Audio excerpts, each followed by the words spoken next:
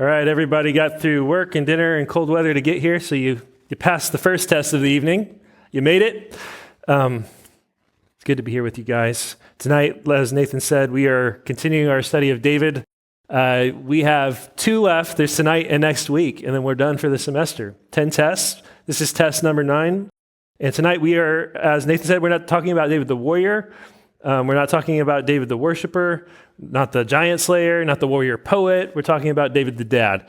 And it's not a pretty story. It's not a story that's safe for Sunday school. As David approaches his later years, the cracks start to show, and what we see with David is a house divided. We see sons who are drifting. We see a man who can somehow lead armies and lead a nation, but he can't lead his own household. And here's the thing I want us to see. It's one thing for you and for me to become a Christian man. It's one thing for us to be reconciled to God our Father in heaven and develop a relationship with God and to begin to see ourselves as sons of God. And it's another thing to then translate that into our homes, into how we live. It's another thing to begin to learn to imitate the fatherhood of God in our lives. And it doesn't come easy. And it doesn't come naturally. It takes effort and intentionality. What we will do if we don't take and make it our mission to be like God is we will just slip into what we've seen and what we've known our whole lives. We have to deal with our stuff. We have to deal with our daddy issues. We have to deal with our father wounds, and we have to then actually work to be better men, not just for ourselves, but for the people who depend on us. Or else we're doomed to repeat the sins of our fathers and pass them on to our children, and then they have to deal with it. And that's how generational sins are born. That's how generational patterns develop.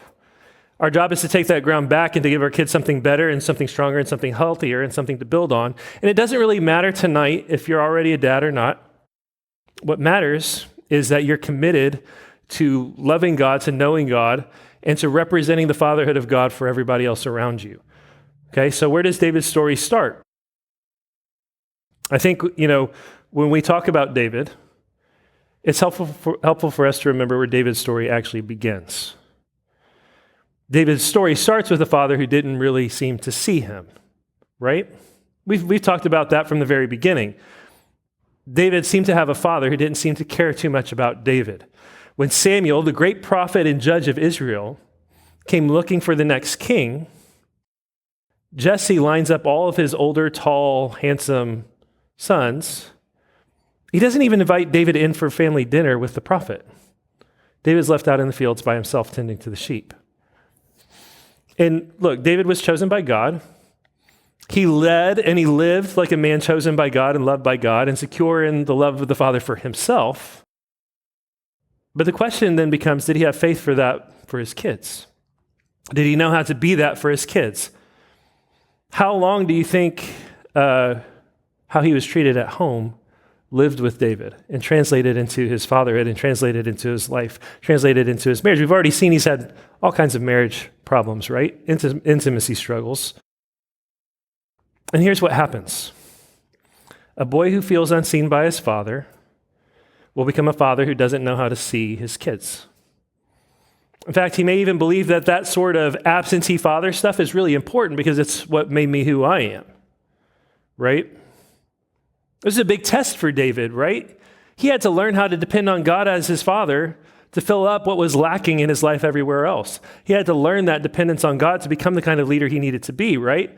And I think there's a kind of thing that we tend to think, which is, well, this is what made me who I am. This is what taught me to trust God and lean on God as my father, so my kids need to have that same kind of experience. But that's not the way God made it to work.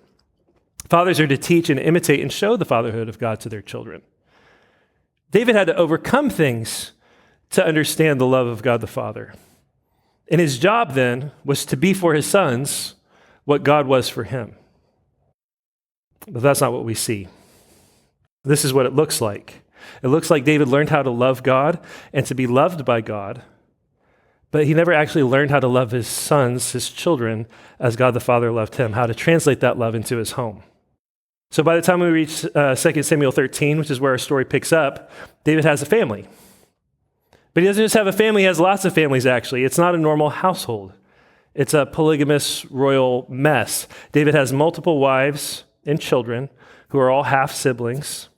And the household is then full of jealousy and rivalry. It's going to make for a bad Thanksgiving dinner, right? The holidays are not going to be a nice place to be. It's going to be a bad Christmas in the household of David. It's going to feel more like Real Housewives of Jerusalem than like a happy family get-together. And so you might think, well, that's just the kind of thing kings did back then, right? Yeah, that's true. But that's also what sin does now. Every compromise creates confusion. Every time we step outside of God's design for sex and marriage and family, which is just one man and one woman together for life, that creates a fracture, and it runs right through the middle of the household. And we have seen and reaped the fruit of that for generations in our culture, right? No-fault divorce has torn our country apart. It has torn households apart. It's why we feel like we're at war for trying to figure out what it means to be a man, what it means to be a father, because it's just wrecked our homes. And then you have the reality of David's sin and compromise, his rampant polygamy, his adultery with Bathsheba. They all contribute to this chaos that makes it hard for him to lead. And I think adds guilt and shame into the mix as well, right? It's hard to lead from a place of guilt and shame. It shuts you down as a dad. We're going to see that David has a type of love for his kids, but he's also pretty passive and quiet and distant. So here he is, multiple wives, all of them or most all of them with kids, right? McCall doesn't have kids, so there may be some like that. All of those kids have opinions. None of them get along. I'm looking out. I don't see many of you that have teenagers, couple maybe, right? If you have teenagers, like I have 4 teenagers at home, you don't actually need multiple wives to have some chaos at home, right? A couple teenagers is all it takes. It's good enough to have some drama. David has a couple kingdoms and a harem and a lot of kids that are all kinds of ages. And so it's a reality show that's waiting to happen. So as his kids age up, the scriptures, the Bible, because God's honest about all this stuff, right? Doesn't prop up our heroes as perfect. It starts to show us how the cracks begin to work their way through David's home. And so we get a window in. And so we start with the story of Amnon, Tamar, and Absalom. You guys know this story? How many of you know the story? Yeah, some of you do, some of you don't. Okay, so Amnon and Absalom are half-brothers. Amnon's the oldest. Tamar is Absalom's full sister. Okay, they're all children of David the king. And that's where it gets really dark. Because Amnon is consumed with lust for his half-sister Tamar. It's gross, it's evil, and he makes a plan to rape her. And he succeeds. We don't need to get into the details of it. You can go read about it. She screams, she cries, and when he is done with her, he hates her and despises her and doesn't want to have anything to do with her, can't stand to look at her. Word comes to King David. He hears about it. He finds out. Question: what is David going to do? What would you do? 2 Samuel 13:21 says, when David heard of all these things, he was very angry. You with David so far? Okay. David was angry, so what did he do? What would you have done? Imagine hearing that your daughter's been raped and feeling that anger and rage, and then doing nothing. Because that's what David does. He does nothing. He's angry, but he doesn't act. And the Bible doesn't explain why, but it becomes a pattern. And it happens in 2 Samuel 13, and that's kind of important because what happens in 2 Samuel 12? That's the Bathsheba stuff, right? So one answer is, well, maybe David's just crippled by his own guilt and shame over his own sexual sin.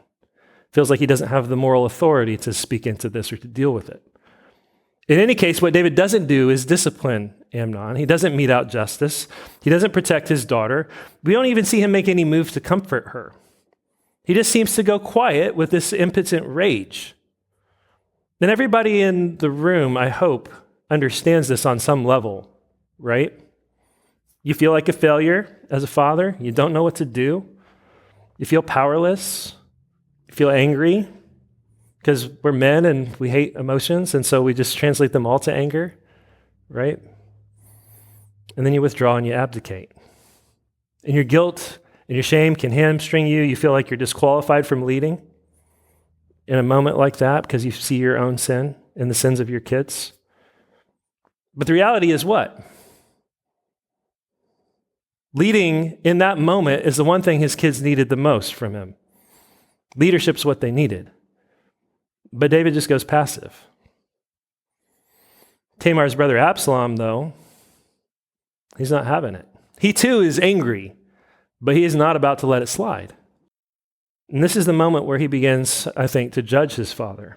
He's furious. His sister's been destroyed. His dad's done nothing about it. And something inside Absalom just sort of snaps, breaks. He's over it. If dad's not going to act, if dad's not going to protect my sister, I'm going to do something about it. If dad's not going to pursue justice, I'm going to do it. So he takes matters into his own hands. He plots, he plans, he waits, he sets a trap. And when the moment comes, he kills Amnon, murders him in cold blood. He's stepping into what he perceives to be a void in his father's leadership. Dad won't be the dad, I'll be the dad. When he does that, he makes himself a rebel. This time, David does react, sort of. Kind of has to, right? There's a dead body, something has to be done. He's heartbroken, he's angry, but he won't face Absalom. He won't deal with him directly. Instead, he just sort of sends him off into exile. He banishes him out of sight and out of mind. And so this is the pattern that begins to form in David's home. Sin happens.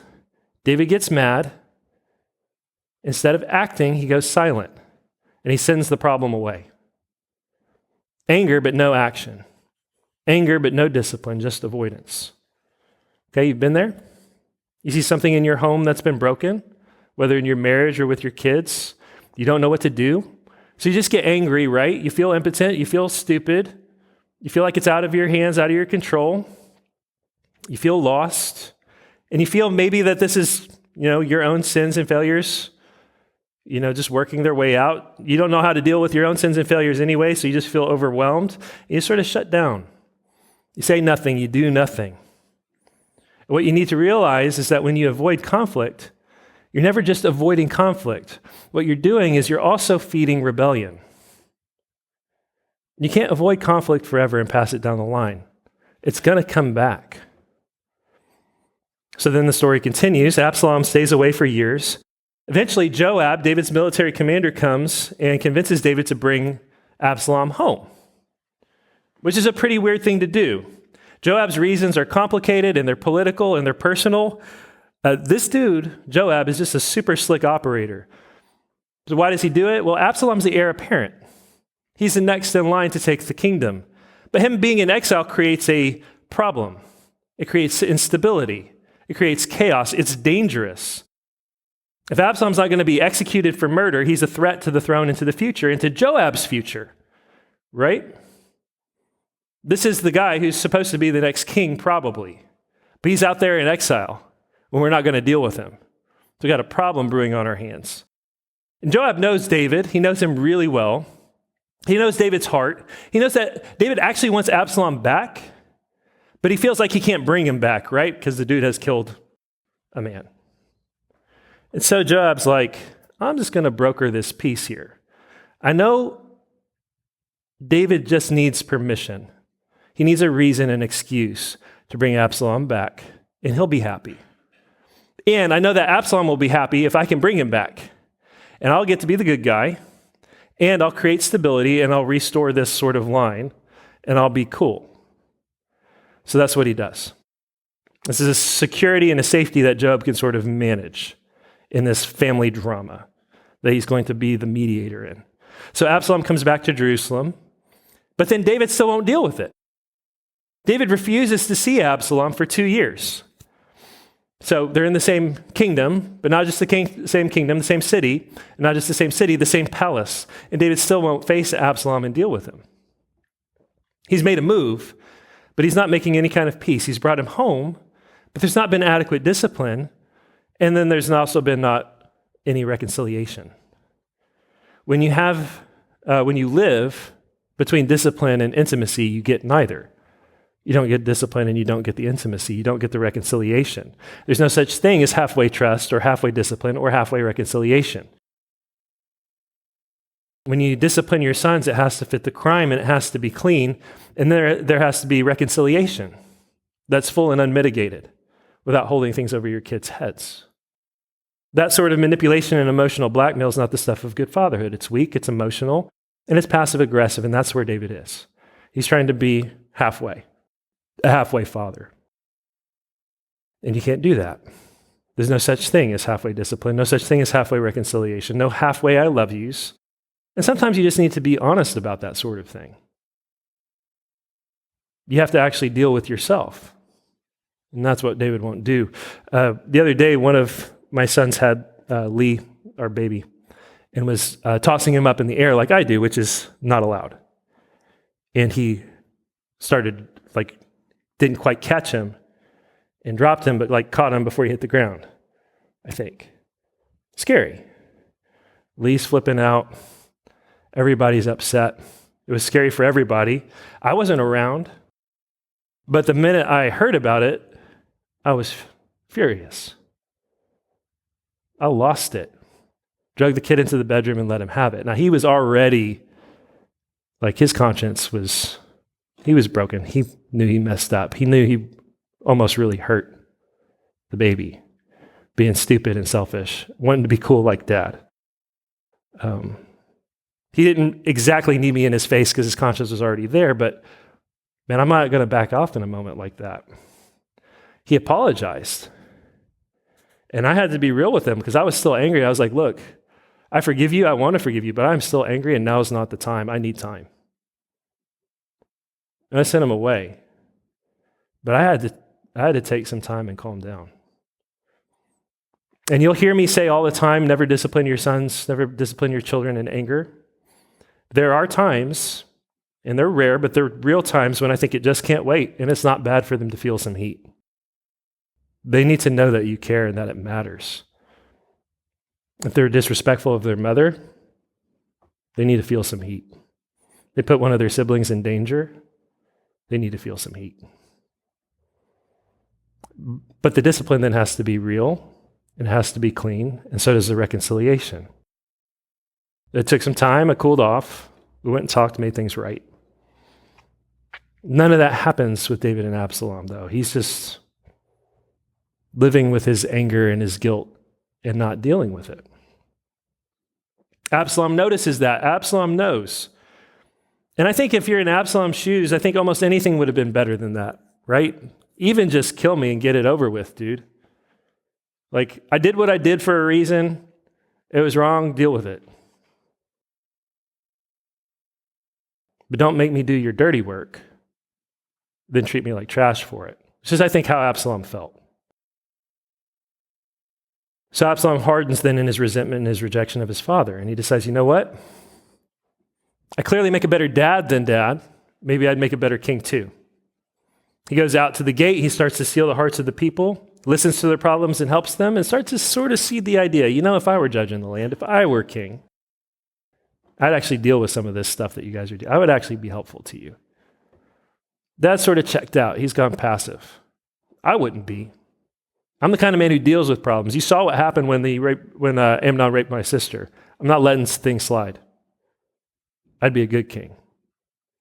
He's charming, he's handsome, he's smart. He's David 2.0, except he has daddy issues and he doesn't have any godliness. Doesn't have the relationship with God the Father. But it works. People buy into what he's selling because David's been checked out. Absalom starts to build an army. He gets to the point where he feels comfortable just crowning himself king, and he does, and it's full-on rebellion, and David has to flee Jerusalem barefoot with his mighty men. And here's the thing.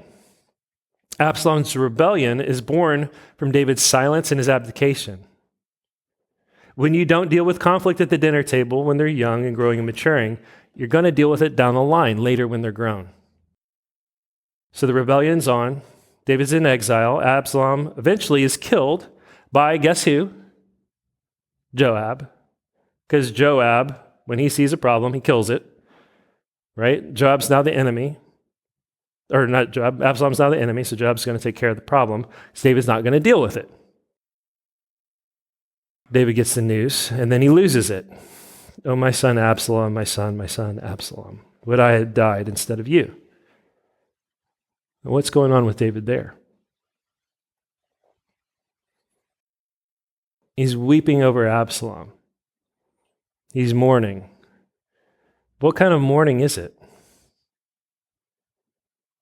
Is it born of real love? I'm not going to say that David didn't love Absalom. But real love doesn't let things get to where they got, right? It's more like sentimentality. Sentimentality isn't love. It's guilt over the absence of love. It's a show of love. Where there has been an absence of love, you feel bad about it. That's why Christmas is the most sentimental time of the year.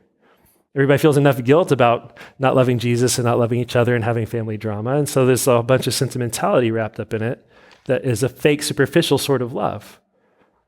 But not the kind of love that has the faith and the will and the guts to deal with conflict or with sin or with rebellion or with God. That's where David's at. He's being sentimental, I think. He has an idea of the love he should have had for Absalom, but he never loved him enough to discipline him or correct him or to lead him or to be reconciled to him. And if you don't learn to love your children enough to lead, discipline, and correct them, that's going to be your fate too. What you're going to be left is this sort of shallow, superficial Christmas card sentimentality, and you'll never get deeper than that with them.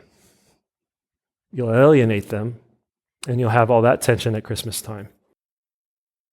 David's story doesn't stop there. He can't rewrite the past. He does have a chance to rewrite his legacy and reset the future.